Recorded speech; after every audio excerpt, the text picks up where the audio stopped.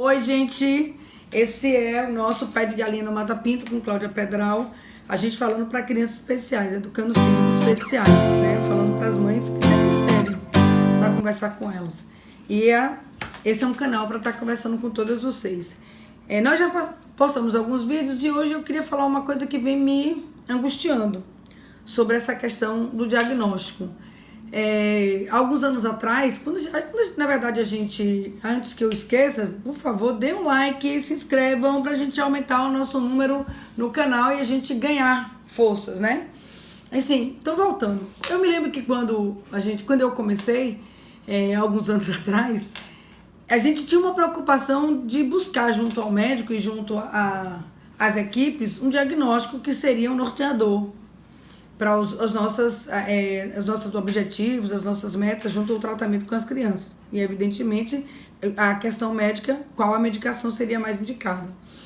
Hoje eu vejo que existe uma preocupação exacerbada na diagnosticação, e às vezes ela é muito cedo, e eu não chamaria de precoce, e às vezes o que tem na diagnóstico precoce? Gente, tem dois lados que me preocupam muito em relação a tudo isso, que seria um lado positivo, que eu acho que assim que existe uma perspectiva de que precisa de uma orientação e de um tratamento que seja feito precocemente, porque a gente pode evitar 1000 coisas em relação a isso, e a gente pode inclusive evitar um aspecto patológico lá na frente, ou uma piora de um quadro, em qualquer circunstância, seja da doença ou da deficiência ou do transtorno. E tem um outro lado que é esse que me preocupa bastante. É o fato de que os diagnósticos precoces que estão sendo dados com crianças, às vezes, de 1, 2 anos, isso marca muito uma mãe. Receber um diagnóstico de uma criança que está com atraso de linguagem, que ela tem autismo, é grave. E isso tem me preocupado bastante no meio de saúde que a gente vive. E por que me preocupa? Eu vivo muito essas mães. E é muito triste você receber esse diagnóstico e você esquecer o seu filho e passar a criá-lo como se ele fosse uma doença. E o diagnóstico precoce tem feito muito isso. Então eu sinto mães que elas têm autistas. Eu tenho mães que elas têm síndrome de Down. Eu tenho mães que elas têm déficit intelectual. Elas não têm um filho.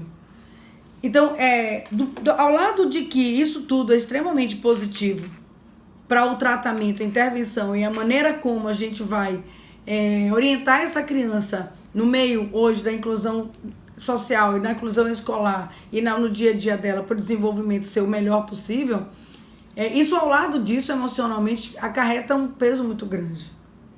Então, eu fico pensando de que eu preciso esclarecer para vocês que uma criança com síndrome de Down e uma criança que apresenta um transtorno do espectro do autista, dentro de todo esse espectro do que é deficiência ou transtorno, de modo geral, as síndromes, eu preciso dizer para vocês que existe uma criança ali dentro. Ela não é um ET, nem um ser de outro planeta com características e desenvolvimento diferentes. Ela é uma criança como outra qualquer.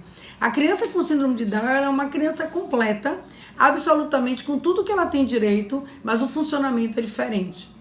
Então a gente tem que respeitar esse funcionamento dela e dar a chance de crescimento dela. E é isso que a gente está vendo com essa geração de síndrome de Down.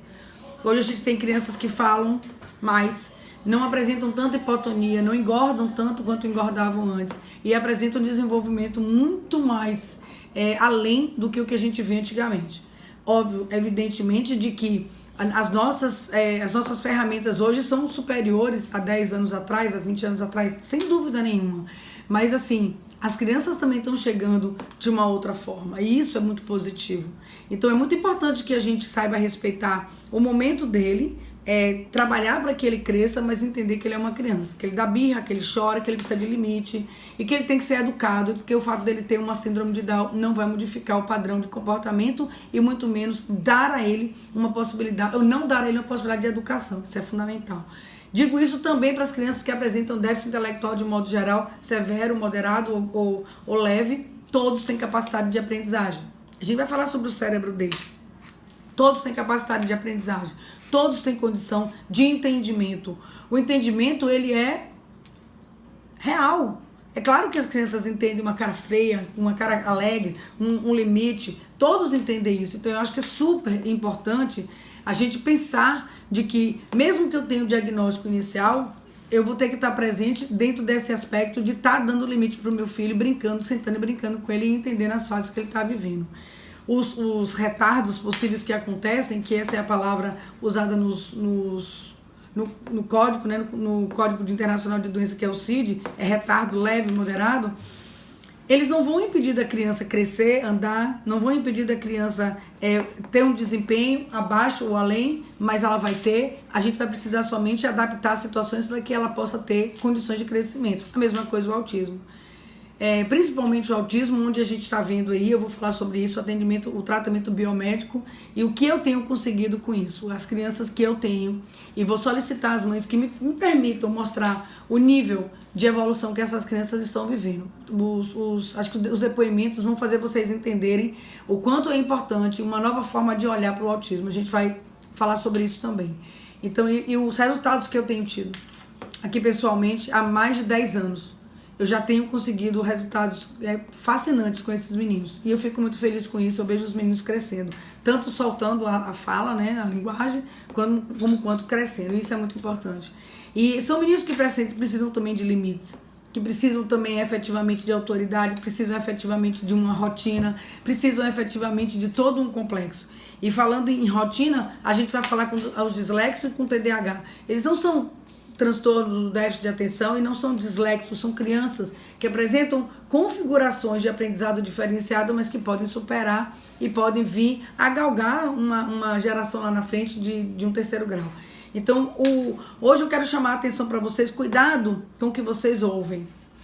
Que bom que vocês estão procurando precocemente, mas cuidado com essa escuta para que vocês não troquem, sabe, essa criança por uma doença. Eu acho que isso tem que ser amparado e ser visto de uma forma muito cuidadosa, porque eu também sou mãe e sei o que é ter filhos, mas eu preciso que vocês saibam que a gente não vai cuidar de doença, nós vamos cuidar de potencial. A gente não vai cuidar do que ele não sabe, sim buscar um desempenho melhorado a cada dia que passa. Tá certo?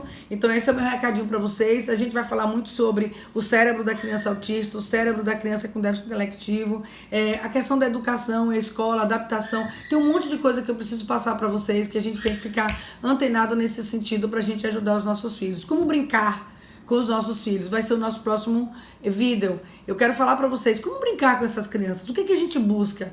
Eu não quero ninguém sendo técnico, eu quero pessoas espontâneas com os seus filhos. Então, gente, valeu.